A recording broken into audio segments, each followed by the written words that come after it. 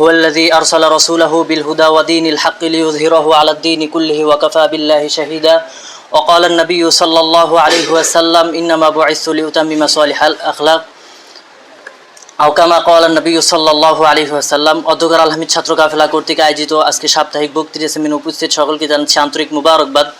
ধন্যবাদ জানাচ্ছি ছাত্র কাফেলাকে প্রত্যেকবারের ন্যায় এবারও আমাদের সুন্দর একটি অনুষ্ঠান উপহার দেওয়ার জন্য। প্রিয় উপস্থিতি, আজকের কাফেলা কর্তৃক যে নির্ধারিত বিষয় সেটি হচ্ছে সমাজ ও রাষ্ট্র পরিচালনায় মহানবী সাল্লাল্লাহু আলাইহি ওয়াসাল্লাম অর্থাৎ মহানবী সাল্লাল্লাহু আলাইহি ওয়াসাল্লামের ভূমিকা।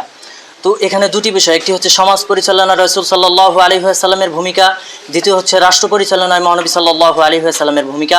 আমি সংক্ষিপ্তভাবে মৌলিক কিছু আলোচনা করব দুটি বিষয়ের উপর। প্রথমে আমি আলোচনা করব রাসূল সাল্লাল্লাহু আলাইহি ওয়াসাল্লামের সমাজ পরিচালনার ক্ষেত্রে ভূমিকা কী ছিল। এর আগে বুঝতে হবে যে রাসূল সাল্লাল্লাহু আলাইহি ওয়াসাল্লামের আগমনের পূর্বে আরব সমাজগুলোর কি অবস্থা ছিল। রাসূল সাল্লাল্লাহু আলাইহি ওয়াসাল্লামের আগমনের পূর্বে আরব সমাজ মৌলিক কয়েকটি দিক থেকে অধঃপতিত ছিল। তার মধ্যে একটি হচ্ছে ইনহিতাতুল ইতিকাদ, বিশ্বাসের দিক থেকে আরব সমাজগুলো অধঃপতিত হয়েছিল। দ্বিতীয়টি হচ্ছে ইনহিতাতুল ইনসানিয়াত, মনুষ্যত্বের দিক থেকে আরব সমাজগুলো অধঃপতিত হয়েছিল। এমনিভাবে ইনহিতাতুস সাকাফিয়া, সাংস্কৃতিক দিক থেকেও আরব সমাজগুলো অধঃপতিত হয়েছিল। ঠিক এই সময় রাসূল সাল্লাল্লাহু আলাইহি ওয়াসাল্লাম আরবে আগমন করলেন এবং রাসূল সাল্লাল্লাহু আলাইহি ওয়াসাল্লাম সমাজ পরিচালনার কাজ হাতে নিলেন, অর্থাৎ সমাজ সংস্কার ও বিপ্লবের কাজ হাতে নিলেন। এবং এই কাজ নেওয়ার সময় রাসূল সাল্লাল্লাহু আলাইহি ওয়াসাল্লাম সর্বপ্রথম সমাজকে চারটি ভাগে ভাগ করলেন। প্রথম ভাগ হচ্ছে আল মুজতামা আস-সাগীর, যেটা ছিল রাসূল সাল্লাল্লাহু আলাইহি ওয়াসাল্লামের পরিবার এবং আত্মীয় স্বজন বন্ধু বান্ধব। আরেকটি হচ্ছে আল মুজতামাউল আসগর, যেটি শুধু ছিল রাসূল সাল্লাল্লাহু আলাইহি ওয়াসাল্লামের পরিবার কেন্দ্রিক। আরেকটি ভাগ রাসূল সাল্লাল্লাহু আলাইহি ওয়াসাল্লাম করেছিলেন, সেটি হচ্ছে আল মুজতামাউল উসতা, যেটি ছিল ক্ষুদ্র জনগোষ্ঠী অর্থাৎ বিভিন্ন গোত্রগুলো। চতুর্থ যে ভাগ আল্লাহ রাসূল সাল্লাল্লাহু আলাইহি ওয়াসাল্লাম করে তার দাওয়াতি কার্যক্রম পরিচালনা করেছেন, সেটি হচ্ছে আল মুজতামাউল কাবীর, অর্থাৎ বৃহৎ জনগোষ্ঠী নিয়ে আল্লাহ রাসূল সাল্লাল্লাহু আলাইহি ওয়াসাল্লাম এক একটি গোত্র এবং এক একটি অঞ্চল ধরে দাওয়াতি কাজ পরিচালনা করেছেন, সমাজ বিপ্লবের কাজ পরিচালনা করেছিলেন। ঠিক এইভাবে রাসূল সাল্লাল্লাহু আলাইহি ওয়াসাল্লাম সমাজকে চারটি ভাগে ভাগ করে এবার তার দাওয়াতি মিশন পরিচালনা করলেন এবং যেই দিকগুলো থেকে আরব সমাজগুলো অধঃপতিত হয়েছিল সেই দিক থেকে কাজ শুরু করে দিলেন। আল্লাহ রাসূল সাল্লাল্লাহু আলাইহি ওয়াসাল্লাম সর্বপ্রথম যে কাজটি করলেন সেটি হচ্ছে বিনাউল ইতিকাদ, আরব সমাজের বিশ্বাসের পুনর্প্রতিষ্ঠিত করলেন।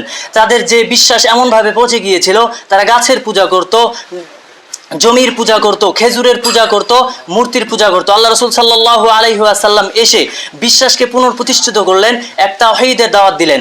দ্বিতীয়ত আল্লাহ রাসূল সাল্লাল্লাহু আলাইহি ওয়াসাল্লাম বিনাউল ইনসানিয়াত, মনুষ্যত্বর পুনর্প্রতিষ্ঠা করলেন। আরব সমাজগুলোর মনুষ্যত্ব এমনভাবে পচে গিয়েছিল যে তারা নিজের কন্যা সন্তানকেও জীবিত পুঁতে ফেলতে দ্বিধাবোধ করতো না। তাই আল্লাহ রাসূল সাল্লাল্লাহু আলাইহি ওয়াসাল্লাম এসে তাদের এই মনুষ্যত্বের পুনর্প্রতিষ্ঠা করলেন। তারা আল্লাহ রাসূল সাল্লাল্লাহু আলাইহি ওয়াসাল্লাম ভ্রাতৃত্বের শিক্ষা দিলেন। ঠিক এইভাবে কাজ করার পর আল্লাহ রাসূল একটি সুন্দর সমাজ আমাদের সামনে আমরা ইতিহাসের পাতায় দেখতে পারবো। সময় সংক্ষেপে আমি দীর্ঘায়িত করব না। এবার আসুন রাষ্ট্র পরিচালনা রাসূল সাল্লাল্লাহু আলাইহি ওয়াসাল্লামের ভূমিকা কেমন ছিল এ বিষয়ে সংক্ষিপ্ত কয়েকটি আলোচনা করব। রাষ্ট্র পরিচালনার ক্ষেত্রে সর্বপ্রথম যে কয়েকটি বিষয় দরকার সেটি হচ্ছে কূটনৈতিক সক্ষমতা, ভৌগোলিক সক্ষমতা। ঠিক আল্লাহ রাসূল সাল্লাল্লাহু আলাইহি ওয়াসাল্লাম মক্কার 13 বছরে যদিও রাষ্ট্র ক্ষমতা পরিচালনা করতে পারেননি, কিন্তু আল্লাহ রাসূল সাল্লাল্লাহু আলাইহি ওয়াসাল্লাম মদিনা থেকে আসা আউস ও খাজরাজ গোত্রের বিভিন্ন কাফেলার সাথে একের পর এক পর্যালোচনা করার মাধ্যমে মদিনায় তার কূটনৈতিক সক্ষমতা গড়ে তুলেছিলেন। এমনকি ভৌগোলিকভাবেও মদিনাকে আল্লাহ রাসূল সাল্লাল্লাহু আলাইহি ওয়াসাল্লাম বেছে নিয়েছিলেন। যে আমরা সকলেই জানি মদিনা ভৌগোলিকভাবে কতটা গুরুত্বপূর্ণ ছিল রাষ্ট্র পরিচালনার ক্ষেত্রে। ঠিক আল্লাহ রাসূল সাল্লাল্লাহু আলাইহি ওয়াসাল্লাম এভাবে রাষ্ট্র পরিচালনার ক্ষেত্রে মদিনাকে বেছে নিলেন। এবার হিজরত করে রাসূল সাল্লাল্লাহু আলাইহি ওয়াসাল্লাম মদিনায় গেলেন। আমরা রাসূল সাল্লাল্লাহু আলাইহি ওয়াসাল্লাম মদিনা সনদ গঠন করলেন।